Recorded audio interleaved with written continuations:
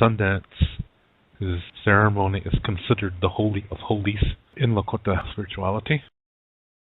The Sundance ceremony has to do with our outer identity. That's cultural identity. Your identity is consisted of two parts. One is your cultural identity, and one is your human identity. And the one that's more important is your human identity, because your grandmother Earth does not see you as your skin color. She sees you as a grandchild. And to answer her, we must communicate as humans and not as our culture. Culture is beautiful, but that's not the emphasis. The emphasis is on you yourself as a Ikche Wichasha, a human man, or Ikche Wiya, a human woman. This is way more important. And how you live your life is also more important than the ceremony is, than any ceremony, because your life is a ceremony. And you are the sacred item. You are a blessing. You were created that way through a very sacred process. And when anything is created through a sacred process, the product is also sacred, which means you are sacred. So how you live your life is way more important than what ceremony you do or how many ceremonies you do. I need to add this first, that's more important. It's how you live your life. These ceremonies have the tendency today for people to separate themselves from others. And they say, we do this ceremony and that makes us more holy, and this makes us better, and this makes us smarter, and this makes us more spiritual. See, they're heading only in one direction. That's linear thinking. And that kind of thinking leads to people thinking that they're better than others. And if you don't agree, then you're their enemy. This is not the way. This is not the way of our grandmother Earth. I have to add these things in there because that's really the tendency today. That people, they want to believe that just because they do this certain ceremony and they do it a whole bunch of times that they think it makes them better. Somebody will say, I've been doing this for 16 years. Another guy's going to say, that's nothing. I've been doing it for 29. So everybody says, whoa. You see what I mean? This is not humble. This is not humility. And that violates Lakota virtue. So this is why I want to interject these things. I'm going to discuss these things because it is part of our Lakota culture, but people today are dualistic thinkers. And so their tendency is to think that if they do this ceremony, it makes them better than others. And that's not the purpose. But I do want to say the difference between what is linear and what is not. I just explained to you what linear is. Linear is when you only go one direction and you think that the further you go, the better you get. In spirituality, people make up all these courses and they'll say, I got a certificate in Reiki and a certificate in Shaiki and a certificate in Teiki. And do you think the earth gives a shit about your certificates? No, she doesn't. That doesn't matter. That's man's way of patting himself on the back and saying, look how good I am. And you can be good like me too if you take this course. That's all selfishness that creates that. Because people who take these kind of courses, they do this because they don't feel good about themselves. They need outside validation and they need these certificates so people can say, wow, gee, you're good. You have all those certificates. Geez, you're amazing. See, they want to hear that because they have low self-esteem. And low self-esteem is a result of duality. That's linear thinking. Non-linear thinking is when you go any direction. You can learn in any direction. For example, if you're at peace with your past, you can look at that part Especially if it's something that happened a long time ago, you can look at it because you've changed, you've developed, you can see more. So you can look into the past and you'll see new things because you're different. You're more developed. It doesn't mean you're better, it just means you're more developed. So you learn something new by going into the past. Also, when you come to peace with your difficulties from your past, you're also learning new things too. So that's going backwards. Jumping way in the future, you can visualize your future, how you would like it to be, and visualize that you're already there and you enjoy it in your mind. That's why it's called visualization. Now you're visualizing it and you're enjoying it as if it's happening right now. And while you're doing that, you're getting medicine. You're feeling good. You do that several minutes a day.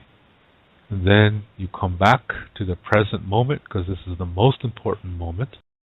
And then as soon as you come back from your visualization imprints or embeds something into your brain, like a pattern into your brain, and that's going to cause your brain to receive inspiration, ideas that are in line with what you want to accomplish in the future.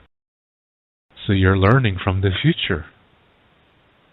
You're getting medicine from the future. As long as it's all healthy.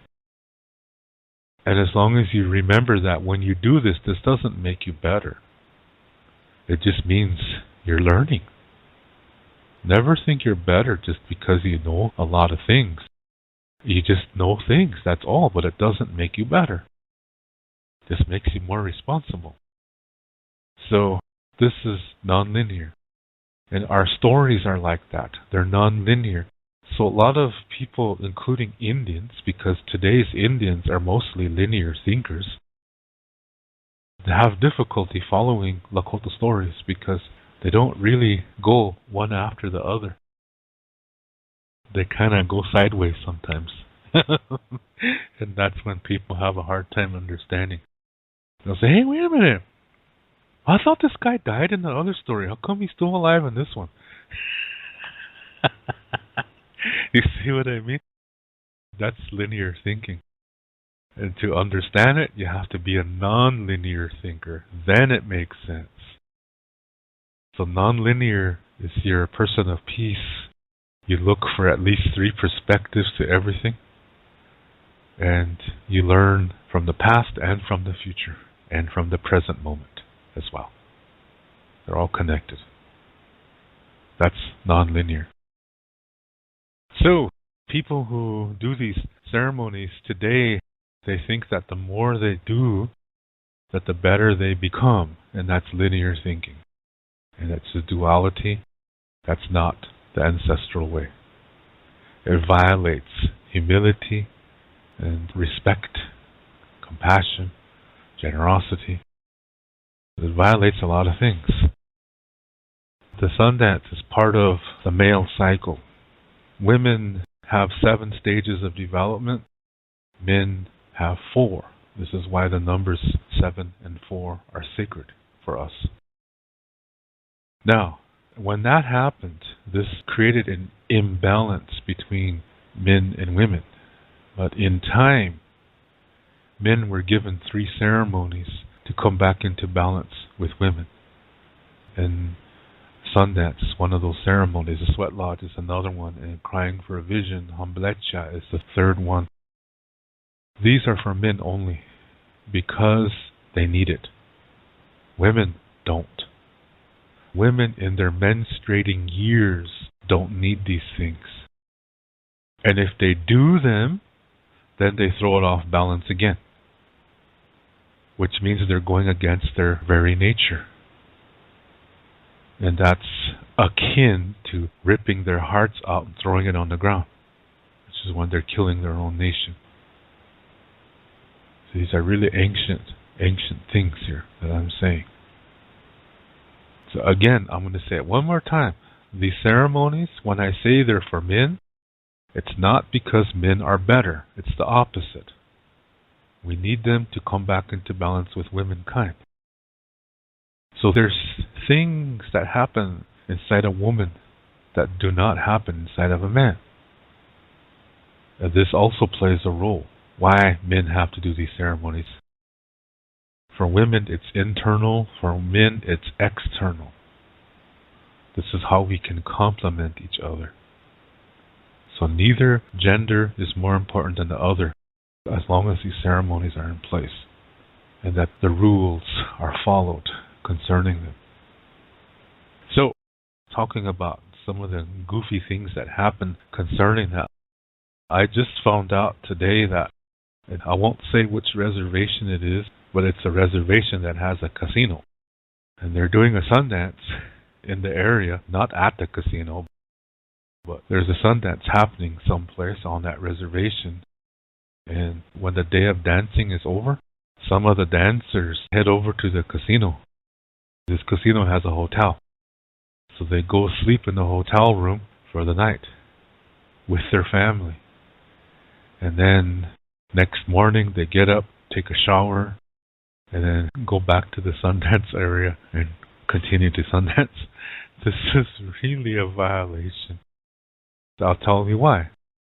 The Sundance ceremony is actually 12 days long. For the Sundancer, the first 4 days are days of preparation, and this is where they separate from their families, and then they just stay with other Sundancers, and there's a certain location at the Sundance grounds that they have to stay, because they're slowly getting into the Sundance frame of mind.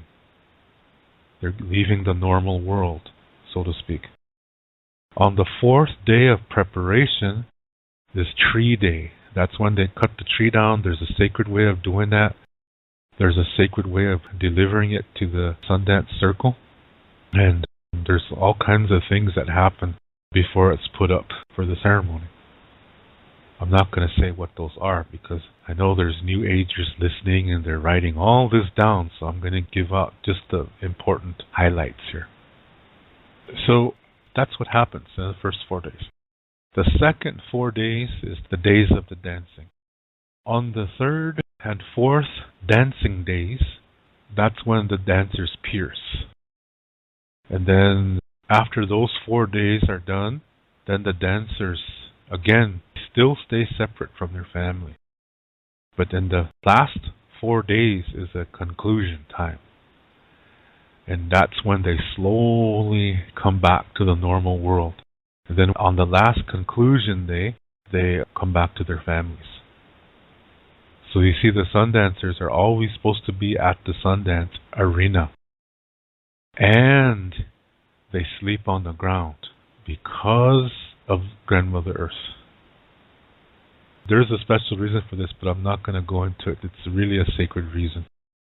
But they especially are supposed to have direct contact with the ground. So they're not supposed to be in a hotel room, laying on a bed with air conditioning blowing. They're not supposed to be doing that. That kills the ceremony. And I heard that, I was like, geez, it's getting ridiculous now. It's really getting ridiculous. My goodness. Sundancers going to the hotel room after each night, yeah?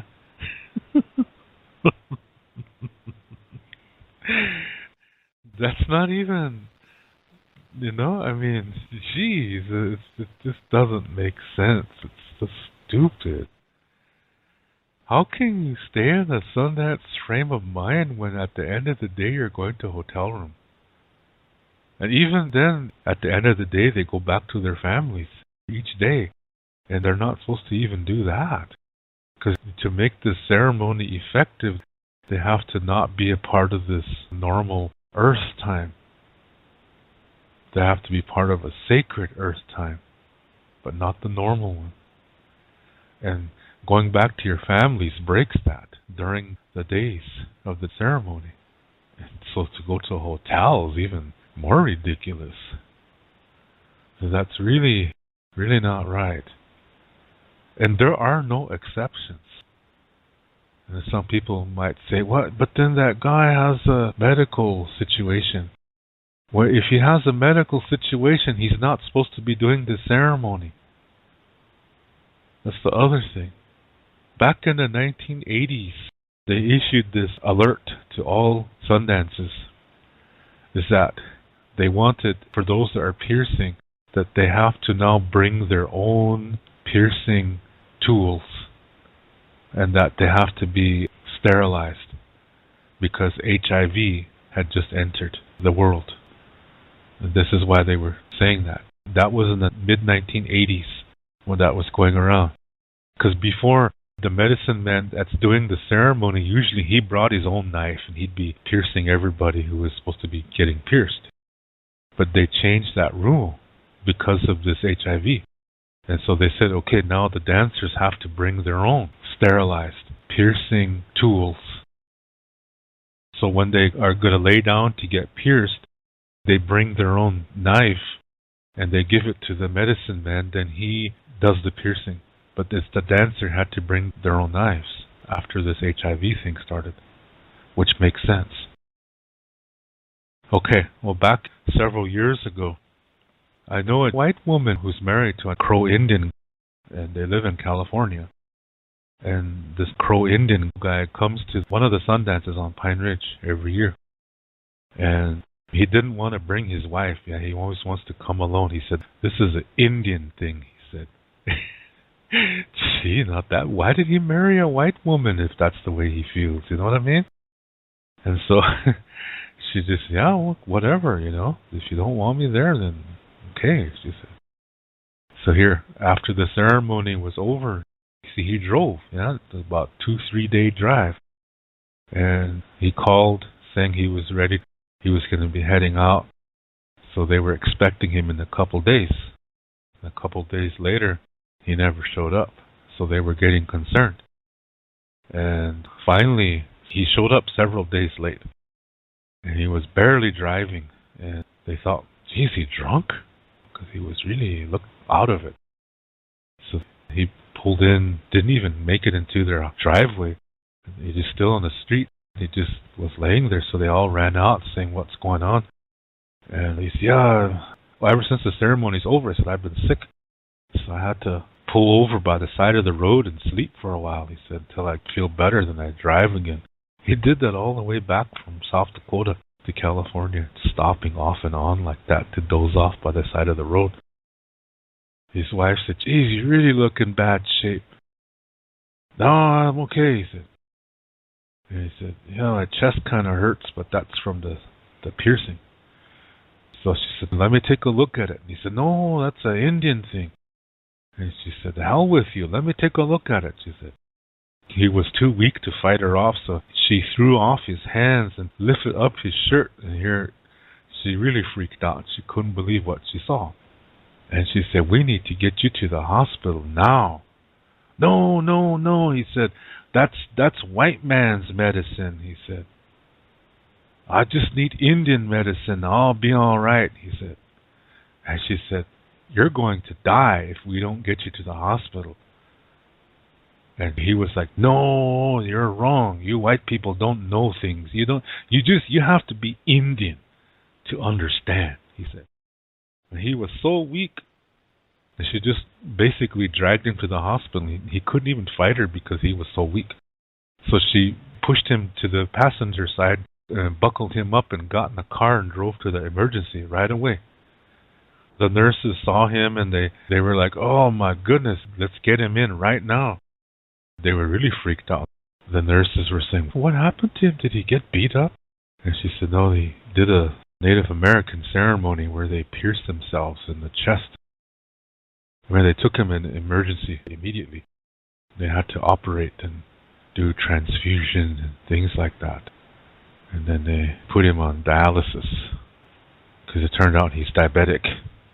And the other thing is that the doctor said the only way this could have happened this severe, he said, is that whatever was used to pierce his skin was dirty. So this is very serious. Its chances are really high that one more day he would have been dead. You brought him in at the last possible moment of saving him, he told the wife. And she started to cry. So he almost died. So then she called up the people in South Dakota and was trying to get the details on what happened. And here it turned out that it was the Navajo guy was doing the piercing. And he was using the same knife on everybody. So what he would do is he would just wipe the blade with a handkerchief and then pierce the next guy's. So he was spreading disease doing this. When she told this to me, it infuriated me because I was like, what is a Navajo Indian doing being a part of a Lakota ceremony? Because you remember what I said at the beginning? This is a tribal thing. This has to do with a tribal identity, cultural identity. Crow Indians are a totally different culture. They have different ceremonies. See, people think that we're all the same, but we're not. Our languages sound vastly different. I was really surprised that this Navajo Indian guy was a young guy, was really inexperienced. Why did the Sundance leader give him all that responsibility when the guy was young and inexperienced and he was not even Lakota? Why was he giving him that responsibility? And remember what I said, in the mid-1980s, this proclamation went out to all Sundances. They even announced it at powwows that anybody who's going to Sundance from here on out, they have to carry their own piercing utensils. It turned out that this Navajo Indian, when he was piercing dancers, some of the dancers had their own knives. But the Navajo Indian said, nope, I'm just using mine. So even though a lot of the dancers had their own knives, this Navajo guy was not using it. He was only using his own on everybody. I asked the wife, did you know he's diabetic? And she said, yeah, he takes diabetes medicine. He gives him a shot every day. And I was like, my goodness, why must people corrupt this ceremony? And I said to her, on the real good ceremony, you have to tell whoever is running that ceremony, you have to inform them that you're in good health and that if you're diabetic, you're not supposed to be doing the ceremony. If you're diabetic, you're not supposed to be doing any ceremonies. That is a rule in Lakota ceremonial life. If you have diabetes or high blood pressure or any kind of health problem, you're not supposed to be in the ceremony. It doesn't matter if you have a diabetes that's manageable and you're taking medication and everything is on the up and up. It doesn't matter. If you have it, even a tiny little bit, you're not supposed to be doing that ceremony. If you've done 2 years and then after that you discover you have diabetes, your Sundance career is over. But that's not a problem. That is not a bad thing.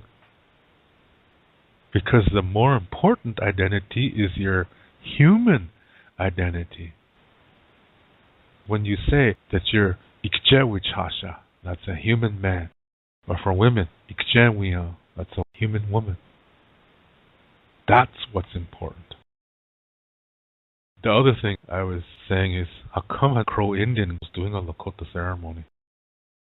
Because Crow Indians are a complete different animal. I mean, these guys are usually they're very, very exclusive. That their ceremonies are for them only. No outsiders are allowed. Which is correct. Because this is a tribal thing. I had a friend from New York City. And one time there was a fake medicine man that was coming over to New York City to speak at the Indian Museum. Whenever there's speeches and talks and discussions, she always goes to listen because she wants to learn. So she went to go check this out, see what was going on. This guy said he's from the Pine Ridge Sioux tribe and that he's a medicine man. So she went to go see what he had to say. So she took notes down. One of the things he said was that Lakota people are matriarchal, which is false. We're not matriarchal, and we're not patriarchal either. We're something different. Then he was trying to teach. He was saying something that was totally off the wall. It violated Lakota Star knowledge. From based on what he said, it told me he didn't know Lakota Star knowledge. Well, he was speaking from a Christian perspective, from a Catholic perspective. But she didn't know these things. Yeah, she's just now learning. And then she noticed that this guy kept looking at her all the time. And then after his talk was over, he was hobnobbing with people that were there. And she wanted to ask him a few things and just shake his hand and tell him she enjoyed the discussion, that she was going to go home. So she was waiting, and then he went up to her and he invited her to the Sundance. There's a traditional way to do that. It involves a branch from a certain tree. And you have to decorate this branch in a certain way. And when you go to the person that you want to invite, you give this tree branch to that person, and there's a certain phrase that you say. So remember, this branch has to be decorated a certain way. This is the way you invite somebody to a Sundance. You don't do it in a museum. That's really, really improper. Medicine men are never supposed to leave the reservation. Medicine men, they have to be there for their people. A real medicine man is busy every day of his life. And that he has no time to travel, to give speeches, and he's not supposed to accept money. That's the way of the medicine man. And they see themselves as servants. They never see themselves as leaders. There was a Sundance in Colorado, and this fake medicine man was doing this Sundance, and he had a bunch of New Agers there, and they got him an RV with air conditioning and a satellite dish. So in between sessions, he would go to the RV to cool off while the Sundancers are melting out in the sun.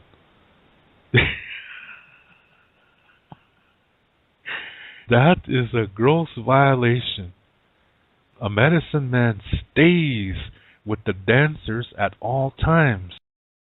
What I just explained earlier about this 12-day thing, that the medicine man is going to be with the dancers the whole 12 days. He's not going to separate. If he's married, he's not even going to go talk to his wife. He's going to stay away from his own family, just like the dancers are.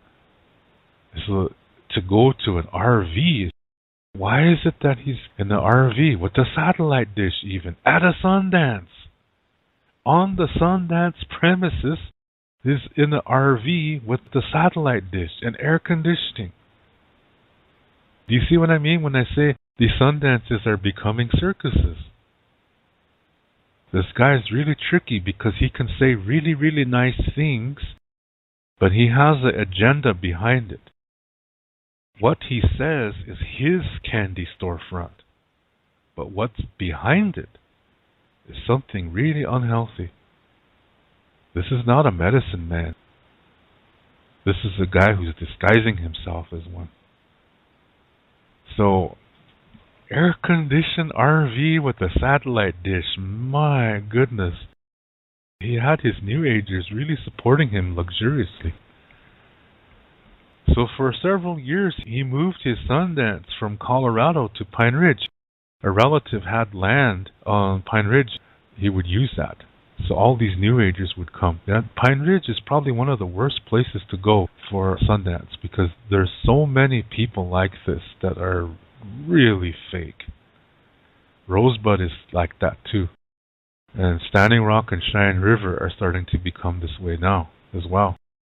So people are seeing this ceremony as a status symbol. They're seeing it as a way to hook up with women by trying to impress them, and it's the wrong energy is in these ceremonies now. And when you have a medicine man who's going to be living in an air-conditioned RV with a satellite dish on top, That, my friends, is out of line. So, there's a lot of evidence that he really doesn't know Lakota Star knowledge. Because if he did, he wouldn't be doing what he is doing. So, gross violations, yeah? Thank you very much for taking the time to listen to this video. I really appreciate it. And if you would like to send a special thanks in support of this channel, look at the bottom of this video where the title is, and right under that, where it says like, dislike, and share, right in that area, slide it towards the left, and you will see the symbols change, and then you will see a heart-shaped button that says thanks on it. If you would like to click on there to send your thanks of support, I would really appreciate it, as I really do enjoy making these videos and speaking with you and spending some time with you. So again, thank you very much for listening. To learn more about Lakota spirituality, I have written a book called Wichocha Otechike. This book also includes Lakota Star Knowledge information. All the videos that I make, which are about Lakota spirituality, Lakota Star Knowledge, and cultural information, are based on this book. This book costs 99 American dollars. This price includes the shipping cost. And to learn more about Lakota language, I have written a Lakota language book called Chante Etanha Owoglake, Speaking from the Heart. And all my Lakota language videos are based on this book. This book costs 119 American dollars. This price includes the shipping cost.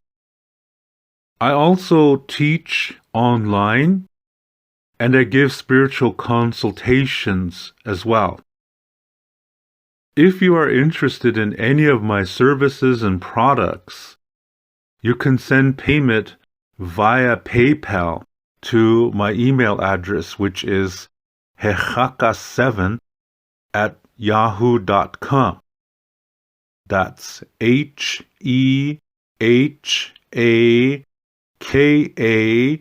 the number 7, @yahoo.com. When you send your payment, please include your shipping address and your email address. Ho, lila pilamayelo. Thank you very much.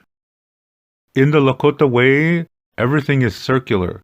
As a result, we do not have a word for goodbye in the Lakota language, and so instead we say until next time, which in Lakota is Doksha Ake. And I will catch you in the next video.